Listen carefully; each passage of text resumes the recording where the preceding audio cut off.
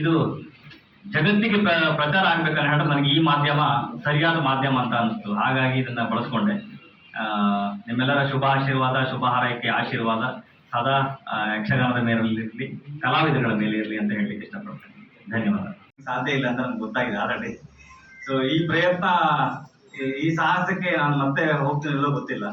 But ಒಂದು ಖುಷಿ ಏನಂದ್ರೆ, ನನ್ನ ಜೀವನಮಾನದಲ್ಲಿ ಒಂದು ನನಗೆ ಬಂದಂತ ಸೌಭಾಗ್ಯ, ಒಂದು ಯಕ್ಷಗಾನಕ್ಕೆ ಚಿಕ್ಕ ವಯಸ್ಸಿಂದ ಅದನ್ನು ನೋಡ್ಕೊಂಡು ನಮ್ಮ ಅಜ್ಜ ಪಂಚವಾದ್ಯ ಯಕ್ಷಗಾನ ಬಾರಿಸ್ತಾರೆ. ಅಂದ್ರೆ ಒಬ್ಬರೇ 5 ವಾದ್ಯಗಳನ್ನು ಬಾರಿಸ್ತಾರೆ. ನಮ್ಮ ತಂದೆ ಚಂಡೆ ಮತ್ತು ಮದ್ದೆ ಬಾರಿಸ್ತಾರೆ. ನಮ್ಮ ಮಾವನರೆಲ್ಲರೂ ಭಾಗವತಿಕೆ ಅವರು. ಸೊ ಮನೆ ವಾತಾವರಣವೇ ಆ ಇದರಲ್ಲಿದೆ. ಎಲ್ಲೋ ಮಿಸ್ ಮಾಡ್ಕೊಂಡೆ ಅನ್ನುವಂಥದ್ದು ಹತ್ರ ತುಂಬಾ ವರ್ಷಗಳಿಂದ ನಡೀತಾ ಇತ್ತು. ಒಂದು 12 ವರ್ಷ ಹಿಂದೆ ಇದನ್ನು ಟ್ರೈ ಮಾಡಿದೆ. ಬಟ್ ಆ ಸಮಯಕ್ಕೆ ನನ್ನ ಕಿಸೆಯಲ್ಲಿ ದುಡ್ಡಿರ್ಲಿಲ್ಲ, ಅನುಭವಗಳು ಕೊರತೆ ಇತ್ತು. ಇದು ನನಗೆ ಮಾಡ್ಲಿಕ್ಕೆ ಆಗಿಲ್ಲ. ಒಂದು ದಿನ ಶೂಟ್ ಎಲ್ಲ ಮಾಡಿದೆ. ಇದು ಯಾಕೋ ಸರಿ ಹೋಗಲ್ಲ ಅಂತ ಹೇಳಿಬಿಟ್ಟೆ. ಬಹುಶಃ ಯಕ್ಷಗಾನ ಹೇಳ್ದಂಗೆ ಸ್ವಲ್ಪ ತಾಳು ಮಗನೆ, ಮುಂದೊಂದು ದಿನ ಬರುತ್ತೆ, ಇಡೀ ವಿಶ್ವವೇ ನಿನ್ನ ಹಿಂದಿರುತ್ತೆ, ಇದು ಹೆಜ್ಜೆಗೆ ಎಲ್ಲರೂ ಹೆಜ್ಜೆ ಕೊಡ್ತಾರೆ ಅನ್ನೋ ಭರವಸೆ ಕೊಟ್ಟಂಗೆ ಬಹುಶಃ 2025 ಅದು ಕಾಲ ಕೂಡಿ ಬಂದಿದೆ ಅಂತ ಅನ್ಕೊಂತೀನಿ. ಯಕ್ಷಗಾನವನ್ನು ಈ ಮಟ್ಟಿಗೆ ಬೆಳೆಸಬಹುದು ಎನ್ನುವುದನ್ನು ರವಿ ಬಸ್ರು ಮತ್ತು ಅವರ ತಂಡ ತೋರಿಸಿಕೊಟ್ಟಿದ್ದಾರೆ.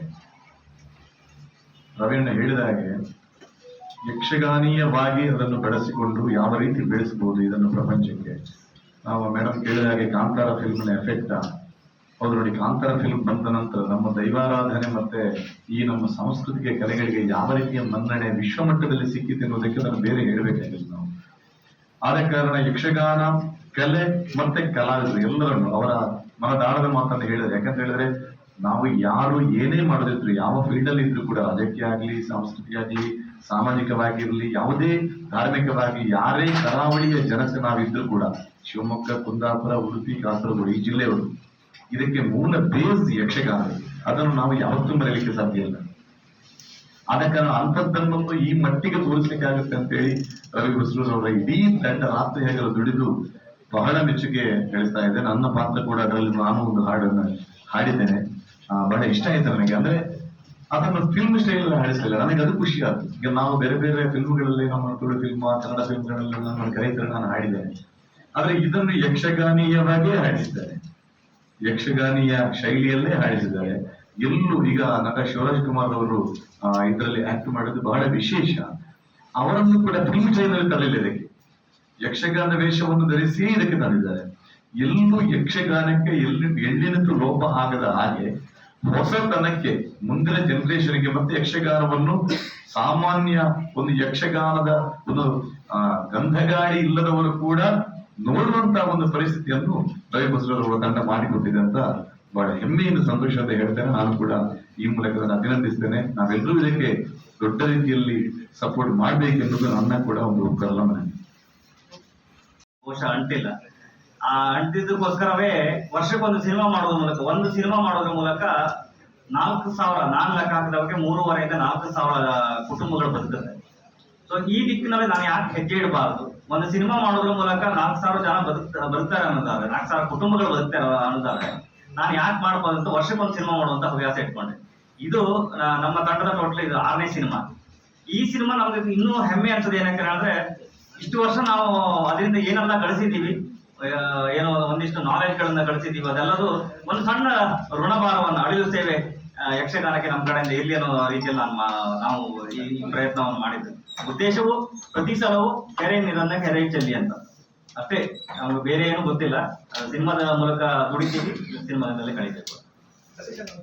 ಬೇರೆ ಕಡೆ ಅಂದ್ರೆ ಬೆಂಗಳೂರಲ್ಲಿ ತುಂಬಾ ಚೆನ್ನಾಗಿದೆ. ಮೈಸೂರಲ್ಲಿ ಈಗ ಮೊನ್ನೆ ಹೋಗಿ ಪ್ರೆಸ್ ಮೀಟ್ ಮಾಡಿ ಬಂದಾದ್ಮೇಲೆ ಒಂದಿಷ್ಟು ಬಲ ಸಿಕ್ತು. ಅದಾದ್ಮೇಲೆ ಅದನ್ನ ನೋಡುವ ದೃಷ್ಟಿಕೋನ ಗೊತ್ತಾಯ್ತು. ಎಲ್ಲರೂ ಅದನ್ನ ಸಿನಿಮಾ ಆಂಗಲ್ ಅಲ್ಲಿ ನೋಡ್ತಾ ಇದ್ರು. ಸೊ ನಾನು ಪರ್ಪಸ್ಲಿ ಎಲ್ಲ ಕಡೆ ಪ್ರೆಸ್ ಮೀಟ್ ಮಾಡ್ತಾ ಇದ್ದ ಉದ್ದೇಶವೇ ಇದು ಸಿನಿಮಾ ಅಂತ ಅಲ್ಲ, ಒಂದು ನಮ್ಮ ಅದ್ಭುತವಾದಂತ ಕಲ್ಚರ್ ಕಲೆ ಇದು. ಅದರದ್ದೇ ಆದಂತ ಶೈಲಿಯಲ್ಲಿ ನೋಡಿ ಒಂದು ದೃಷ್ಟಿಕೋನ ಬದಲಾಗುತ್ತೆ, ನೋಡುವ ದೃಷ್ಟಿಕೋನ. ಅದ್ರ ಜೊತೆಗೆ ಪುರಾಣಗಳನ್ನ, ಕಥೆಗಳನ್ನ ಕೇಳುವಂತ ಒಂದು ಬ್ಯೂಟಿಫುಲ್ ಆರ್ಟ್. ನಮ್ಗೆ ಗೊತ್ತಿಲ್ಲದಂಗೆ ಎಷ್ಟೋ ಇನ್ಫಾರ್ಮೇಶನ್ಗಳು ಬುಕ್ಕಲ್ಲೂ ಇಲ್ಲ. ಯಕ್ಷಗಾನದಲ್ಲಿ ಏನು ಪಾತ್ರಗಳು ಮಾತಲ್ಲಿ ಹೇಳುವಂತ ಸಂಬಂಧಗಳ ಲೀಸ್ಟ್ ಇದೆಯಲ್ಲ, ಅದು ಬುಕ್ಕಲ್ಲೂ ಸಿಗಲ್ಲ. ಸೊ ಇಷ್ಟು ಒಳ್ಳೆ ಇನ್ಫಾರ್ಮೇಶನ್ ಇರುವಂತ ಒಂದು ಭಂಡಾರವನ್ನು ನಾವು ಯಾಕೆ ಒಂದು ಸೀಮಿತವಾಗಿ ಇಟ್ಕೊಂಡಿದ್ದೀವಿ? ಇದು ಹೊರಗಡೆ ಬರಬೇಕು ಅನ್ನೋದು ಒಂದು ಮೊದಲನೇ ಹೆಜ್ಜೆ ಅಷ್ಟೇ. ಇದು ಮುಂದೆ ಇನ್ನೊಂದಿಷ್ಟು ಬಲವಿರುವಂತ ಕೈಗಳು ಬಂದ್ರೆ 100% ಇದು ದೊಡ್ಡ ಬಾಹುಬಲಿಗಿಂತ ಮೀರಿಸುವಂತ ಎಲ್ಲಾ ತಾಕತ್ತು ನಮ್ಮ ಯಕ್ಷಗಾನದಲ್ಲಿದೆ, ಅದಂತೂ ಗ್ಯಾರಂಟಿ ಹೇಳ್ತದೆ. ಬಾಹುಬಲಿ ತರ ಇದ್ರಲ್ಲೂ ಪಾರ್ಟ್ 2 ಅಂತ ಇಟ್ಟಿದ್ದೀರಿ ಕೊನೆಗೆ. ಹೌದು, ಅಂದ್ರೆ ಕಥೆ ಅಷ್ಟು ಹೊಡೆದಿದೆ, ಚಂದ್ರಹಾಸನ ಕಥೆನೇ ಅಷ್ಟು ಹೊಡೆದಿದೆ.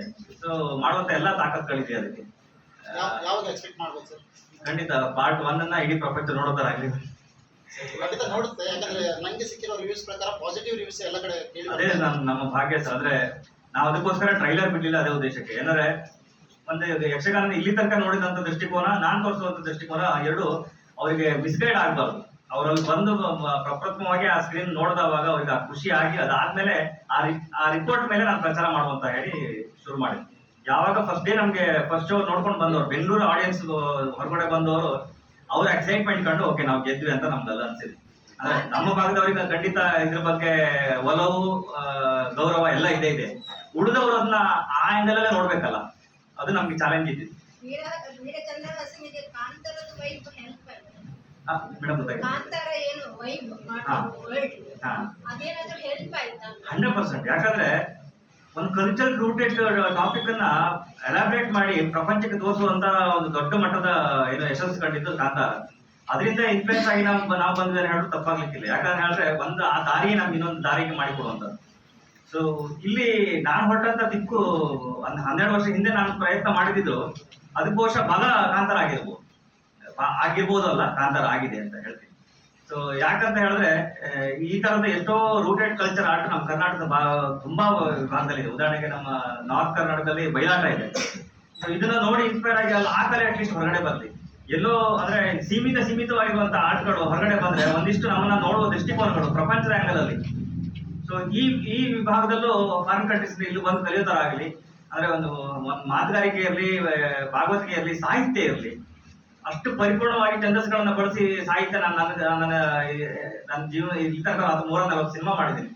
140 ಸಿನಿಮಾದಲ್ಲೂ ನನಗೆ ಇಷ್ಟು ಪರಿಪೂರ್ಣ ಏನಂತ ಬಿಟ್ಸ್ ಹಾಕಿ ಕರೆಕ್ಟ್ ಆಗಿ ಮಾಡಿರುವಂತ ನನ್ಗೆ ಎಲ್ಲೂ ಸಿಗ್ಲಿಲ್ಲ. ಅಂದ್ರೆ ಅಷ್ಟು ಪರ್ಫೆಕ್ಟ್ ಆಗಿದೆ. ನಾನು ಏನು ಮಾಡಬೇಕೇ ಆಗಿಲ್ಲ, ನಾನು ಯಥಾವತ್ ತಗೊಂಡು ಇಟ್ಟಿದ್ದೀನಿ. ಸೊ ಸಿನಿಮಾ ನೋಡೋ ದೃಷ್ಟಿಕೊಂಡವ್ರು ಕೆಲವರು ಸ್ವಲ್ಪ ಇದೊಂದು ಸ್ವಲ್ಪ ಲ್ಯಾಗ್ ಅಂತ ಕೆಲವರು ಹೇಳ್ತಾರೆ. ಬಟ್ ಯಕ್ಷಗಾನ 6 ಗಂಟೆ ಯಕ್ಷಗಾನ ನೀವು ಹೆಂಗ್ ನೋಡ್ತಾರೆ?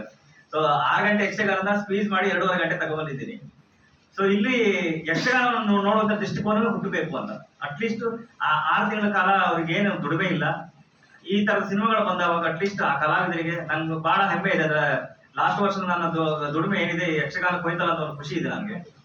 ಆ ಭಾಗದವ್ರಿಗೆ ಅಟ್ಲೀಸ್ಟ್ ಒಂದು ಕಾನ್ಫಿಡೆನ್ಸ್ ಲೆವೆಲ್ ಕೊಡೋ ತರದಲ್ಲಿ ಆಯ್ತಲ್ಲ ಅಂತ. ಈ ರೀತಿ ಇನ್ನೊಂದಿಷ್ಟು ಜನ ಹೆಜ್ಜೆ ಇಡೋ ತರ ಆದ್ರೆ ಕಲಾವಿದರಿಗೂ ಬದುಕಾಗುತ್ತೆ.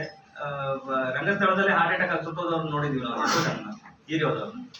ಸೊ ಅವ್ರಿಗೆ ಏನ್ ಸಿಕ್ತು ಅದ್ರ ನಂತರ ನಾವು ಅವರಿಂದ ಮಾತಾಡ್ತಾರೆ ಯೂಟ್ಯೂಬ್ ಅಲ್ಲಿ ಅವ್ರನ್ನ ಹಾಸ್ಯಗಳನ್ನ ನೋಡ್ಕೊಂಡು ನಗ್ತಾ ಇರ್ತೀವಿ, ಅವ್ರನ್ನ ಅಪ್ರಿಶಿಯೇಟ್ ಮಾಡ್ತಾ ಇರ್ತೀವಿ. ಬಟ್ ಅವ್ರ ಪರ್ಸನಲ್ ಲೈಫಿಗೆ ಪಾಪ ದಿನ ಇಡೀ ಇವರೆಲ್ಲ ಸಂಜೆ 6 ಗಂಟೆ ಆದ್ರೆ ಬೆಳಿಗ್ಗೆ 6 ಗಂಟೆ ತನಕ ನಿದ್ದೆ ಬಿಟ್ಟು ಮತ್ತೆ ಡೇ ಅಲ್ಲೂ ಅವ್ರ ಹೆಲ್ತ್ ಇಶ್ಯೂಸ್ಗಳು ಹೆಂಗಿರ್ಬೋದು. ಸೊ ಇದು ಎಲ್ಲದಕ್ಕೂ ನಮ್ಮ ಜವಾಬ್ದಾರಿ. ಕಲೆಯನ್ನ ಏನು ಅದನ್ನ ಅಬ್ಸರ್ವ್ ಮಾಡುವಂತ ನಮ್ಮ ಜವಾಬ್ದಾರಿ ಇದು. ಅವ್ರ ಕಡೆ ಸ್ವಲ್ಪ ಗಮನ ಹರಿಸ್ಬೇಕು. ಹೌದು, ಹತ್ರ 900 ಹವ್ಯಾಸಿ ಕಲಾವಿದರು, ಯಕ್ಷಗಾನ ಕಲಾವಿದರು ಎಲ್ಲ ಸೇರಿಸಿ ಹತ್ರ 800 ರಿಂದ 900 ವೇಷಗಳು ಬಳಸಿದ್ದೀವಿ. ನನಗೆ ಸಪೋರ್ಟ್ ಬೇಕಾಗಿತ್ತು. ನನಗೆ ಮಾರ್ಕೆಟಿಂಗ್ ಮಾಡ್ತಾ ನನಗೆ 4 ಕಡೆ ನಾನು ಪ್ರಚಾರಕ್ಕೆ ಹೋಗ್ತಾ ನನಗೆ ಬಲ ಬೇಕಾಗಿತ್ತು. ಅದಕ್ಕೆ ನಾನು ಶಿವರಾಜ್ ಕುಮಾರ್ ಅಪ್ರೋಚ್ ಆದವಾಗ ಕಲೆ ಅಂತ ಟಾಪಿಕ್ ಬಂದವಾಗ ನಾನು ಮಾಡ್ಕೊಡ್ತೀನಿ ನಿಮಗೆ, ಇಷ್ಟು ಬ್ಯೂಟಿಫುಲ್ ಆಗಿದೆ. ನಾನು ಫಸ್ಟ್ ಶೆಡ್ಯೂಲ್ ಶೂಟ್ ಮುಗಿಸಿದ್ವಿ ನಾವು. ಮುಗಿಸಿ ಆದ್ಮೇಲೆ ಅವರು ಅಪ್ರೋಚ್ ಆದವಾಗ ಅವರು ಖಂಡಿತ ಸಪೋರ್ಟ್ ಕೊಡ್ತಾರೆ. ಹೌದು, ಆರ್ಟ್ ವರ್ಕ್ ತುಂಬಾ ಟೈಮ್ ತಗೊಂಡಿದ್ದೆ ನಾವು. ಅಂದ್ರೆ ಎಲ್ಲ ಇಂಡೋರ್ ಸೆಟ್ ಗಳನ್ನ ವರ್ಕ್ ಮಾಡಿದ್ದು. ಅಂದ್ರೆ ಔಟ್ಡೋರ್ ಅಲ್ಲಿ ಹಾಕಿ ಅಷ್ಟು ಮಾಡೋಷ್ಟು ತಾಕತ್ ನಮ್ಮ ಹತ್ರ ಇರ್ಲಿಲ್ಲ. ನಮ್ಮ ಹತ್ರ ಇರುವಂತ ಬಜೆಟ್ ಲಿಮಿಟೇಷನ್ ಅಲ್ಲಿ ಏನು ಮಾಡಬಹುದು ಅದನ್ನ ಎಕ್ಸ್ಟ್ರೀಮ್ ಲೆವೆಲ್ ಅಲ್ಲಿ ನಾವು ಇಲ್ಲ. ಆರ್ಟ್ ಬಂದು ನಾನು ಚಿಕ್ಕ ವಯಸ್ಸಲ್ಲಿ ಬಾಲಗೋಪಾಲ ಮಾಡಿದ್ದೆ. ಅದಾದ್ಮೇಲೆ ಯಕ್ಷಗಾನ ನೋಡಿದ್ದೆ ಹೆಚ್ಚು. ಈಗ ನೀವು ಚಿತ್ರರಂಗಕ್ಕೆ ಎಂಟ್ರಿ ಆಗಿದ್ದ ಮೇಲೆ ಯಕ್ಷಗಾನ ನೋಡೋ ಹವ್ಯಾಸ ಇತ್ತ?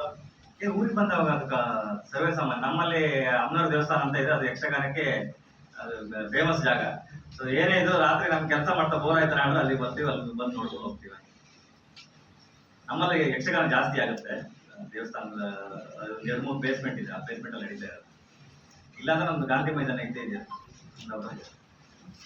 Sir, first of all congratulations. ಗಂಡು ಕಲೆಯನ್ನ ಪಾತ್ರಧಾರಿಗಳು ಸನ್ನಿವೇಶವನ್ನ ಬಣ್ಣಿಸ್ತಾ ಇರ್ಬೇಕಾದ್ರೆ ಅದು ಮನಸ್ಸೊಳಗೆ ಏನೋ ಒಂದು ಇಮೇಜನ್ನ ಕ್ರಿಯೇಟ್ ಮಾಡಿತ್ತು. ಅದನ್ನ ಯಥಾವತ್ತಾಗಿ ನಾನು ಕಂಡಂತ ಕಲ್ಪನೆಯನ್ನ ಜನರಿಗೆ ತೋರಿಸ್ಬೇಕು. ಯಕ್ಷಗಾನದ ಇನ್ನೊಂದು ಏನು ಅದರ ಕಲ್ಪನೆ ಹುಟ್ಟಬೇಕು ಅನ್ನುವಂಥ ಉದ್ದೇಶಕ್ಕೋಸ್ಕರ ವೀರಚಂದ್ರಹಾಸ ಎನ್ನುವಂತ ಯಕ್ಷ ಚಿತ್ರವನ್ನ ನಿಮ್ಮ ಮುಂದೆ ತಂದಿದ್ದೀವಿ. ಇವತ್ತು ಇಲ್ಲಿ ನಾವು ಸೇರಿದಂತ ಎಲ್ಲ ಮಾಧ್ಯಮದವರಿಗೂ ನನ್ನ ನಮಸ್ಕಾರಗಳು. ಜನರಿಗೂ ನಮಗೂ ಕಲಾವಿದರಿಗೂ ಏನು ಸಿನಿಮಾ ಮಾಡೋರಿಗೆ ಎಲ್ಲರಿಗೂ ಒಂದು ಬ್ರಿಡ್ಜ್ ಮುಖ್ಯ ಪಾತ್ರ ನಿಮ್ದು ಇರುತ್ತೆ. ಸೊ ನಿಮ್ಮ ಮೂಲಕ ಜನರನ್ನ ಅಪ್ರೋಚ್ ಆಗಬೇಕು ಅಂತ ನಾವು ದೊಡ್ಡ ಮಟ್ಟದ ಏನು ಪ್ರಚಾರಗಳನ್ನ ಮಾಡಿಲ್ಲ. ಸೊ ಇದು ಏನು ಸಣ್ಣ ರೀತಿಯಲ್ಲೇ ಜನರಿಂದ ಜನರಿಗೆ ಹೋಗ್ಬೇಕು ಅನ್ನೋ ಉದ್ದೇಶದಿಂದ ನಾವು ಚಿಕ್ಕ ಚಿಕ್ಕ ಏನು ಸಣ್ಣ ಪುಟ್ಟ ಪ್ರಮೋಷನ್ ಕಾರ್ಯಕ್ರಮಗಳನ್ನ ಮಾಡಿಕೊಂಡು ಈಗ ಸಿನಿಮಾ 1 ವಾರ ಆದ್ಮೇಲೆ ಎಲ್ಲ ಕಡೆಗೂ ಒಂದೊಂದೇ ಪ್ರೆಸ್ ಮೀಟ್ಗಳನ್ನ ಮಾಡ್ಕೊತಾ ಬರ್ತಾ ಇದ್ದೀವಿ. ಈ ಭಾಗದಲ್ಲಿ ನಿಮ್ಮ ಸಹಕಾರ ನಮಗೆ ತುಂಬಾ ಅಗತ್ಯ. ಇದು ಸಿನಿಮಾ ಅನ್ನೋದಕ್ಕಿಂತ ಮುಖ್ಯ ಒಂದು 12 ವರ್ಷದಿಂದ ನಾನು ಕಂಡಂತ ಕನಸು ನಮ್ಮ ಕರಾವಳಿ ಒಂದು ಅದ್ಭುತವಾದಂತ ಕಲೆ ಯಕ್ಷಗಾನ. ಚಿಕ್ಕ ವಯಸ್ಸಿನಿಂದ ಏನು ಯಕ್ಷಗಾನ ನೋಡ್ಕೊಂಡು ನಾನು ಕೇಳ್ಕೊಂಡು ಬೆಳೆದಿದ್ದೆ. ಒಳಗಡೆ ಒಂದು ನನಗೆ ಗೊತ್ತಿರೋದಾಗೆ ಒಂದು ಸಂಗೀತದ ಪ್ರಪಂಚನ ಯಕ್ಷಗಾನ ಒಳಗೆ ಹುಟ್ಟಾಕಿದೆ. ಇವತ್ತು ಏನಾದ್ರು ಒಂದು ₹2 ಹೆಸರು ₹2 ಸಂಪಾದನೆ ಮಾಡ್ತಿದ್ರೆ ಅದರ ಸಂಪೂರ್ಣ ಕ್ರೆಡಿಟ್ ಯಕ್ಷಗಾನಕ್ಕೆ ಹೋಗುತ್ತೆ. ಅದಿಲ್ಲದಿದ್ರೆ ಇವತ್ತು ಬಹುಶಃ ರವಿ ಬಸರು ಈ ಮಟ್ಟಕ್ಕೆ ಬರ್ಲಿಕ್ಕೆ ಸಾಧ್ಯತೆ ಇಲ್ಲ. ಇಂಡೈರೆಕ್ಟ್ಲಿ ಎಲ್ಲೋ ಮಲಗಿದ್ದಾವಾಗಲೂ ಅಥವಾ ಕಲ್ಕಲ್ಲಿದ್ದಾವಾಗಲೂ ದೂರದಲ್ಲಿ ಕೇಳಂತ ಭಾಗವತಿಕೆ ಆಗಿರ್ಬೋದು, ತಾಳಮದ್ದಲೆ ಆಗಿರ್ಬೋದು, ಇವೆಲ್ಲವೂ ನಮ್ಮೊಳಗೆ ನನಗೆ ಗೊತ್ತಿದ್ದಂಗೆ ಒಂದು ಸಂಗೀತ ಪ್ರಪಂಚವನ್ನು ಕ್ರಿಯೇಟ್ ಮಾಡಿತ್ತು. ನನ್ನ ಋಣಭಾರ ಆ ಯಕ್ಷಗಾನಕ್ಕೆ ಒಂದು ಏನಾದರೂ ಒಂದು ಕೊಡುಗೆ ಮಾಡಬೇಕು ಅನ್ನೋಂಥ ಉದ್ದೇಶ ಇಟ್ಕೊಂಡು ಹೆಜ್ಜೆ ಇಟ್ಟೆ. ಅದು ಹೋಗ್ತಾ ಹೋಗ್ತಾ ದೊಡ್ಡ ರೂಪವನ್ನು ಅದೇ ತಗೊಳ್ಳೋದು. ಎಲ್ಲ ದಿಗ್ಗಜಗಳು ನನಗೆ ಜೊತೆ ಸೇರುವಂತಾಯಿತು. ಈಗ ನಿಮ್ಮ ಮುಂದೆ ಬಂದಿದ್ದೇವೆ. ಸೊ ಈ ಭಾಗದ ಜನರಿಗೆ ಯಕ್ಷಗಾನದ ಏನು ವೀರಚಂದ್ರಹಾಸ ಎನ್ನುವಂತ ಯಕ್ಷ ಚಿತ್ರವನ್ನ ಜನರಿಗೆ ಪರಿಚಯ ಮಾಡಿಸ್ಬೇಕು, ಜನರು ಇದ್ರ ಬಗ್ಗೆ ತಿಳಿಯುವಂತ ಆಗ್ಬೇಕು. ನಮ್ಮ ಕರಾವಳಿಯ ಗಂಡು ಕಲೆ ಜಗದಗಲಕ್ಕೂ ಇದರ ವಿಷಯಗಳನ್ನ ಹಂಚುವಂತ ಆಗ್ಬೇಕು ಅಂತ ನನ್ನ ಉದ್ದೇಶ. ಹಾಗಾಗಿ 18ನೇ ತಾರೀಕು ರಿಲೀಸ್ ಆಯ್ತು. ಒಂದು ಅದ್ಭುತವಾದಂತ ರೆಸ್ಪಾನ್ಸ್ ಸಿಕ್ಕಿ ಎಲ್ಲ ಕಡೆಗೂ ಜನರ ಮಾತಾಡೋದನ್ನ ಕೇಳಿದವಾಗ ಎಲ್ಲೋ ನಮ್ಗೊಂದು ಒಳಗಡೆ ಯಶಸ್ಸಂತ ಖುಷಿ ಮಾಡಿದಂತ ಕೆಲಸಕ್ಕೆ ಒಂದು ಆತ್ಮತೃಪ್ತಿ ಈ ಸಿನಿಮಾ ನಮ್ಗೆ ತಂದುಕೊಟ್ಟಿದೆ. ನಿಮ್ಮೆಲ್ಲರ ಒಂದು ಅದ್ಭುತವಾದಂತ ಸಹಕಾರವನ್ನ ಕೇಳುತ್ತಾ ಈ ಪ್ರೆಸ್ ಮೀಟಿಗೆ ನಾನು ಬಂದಿದ್ದೆ.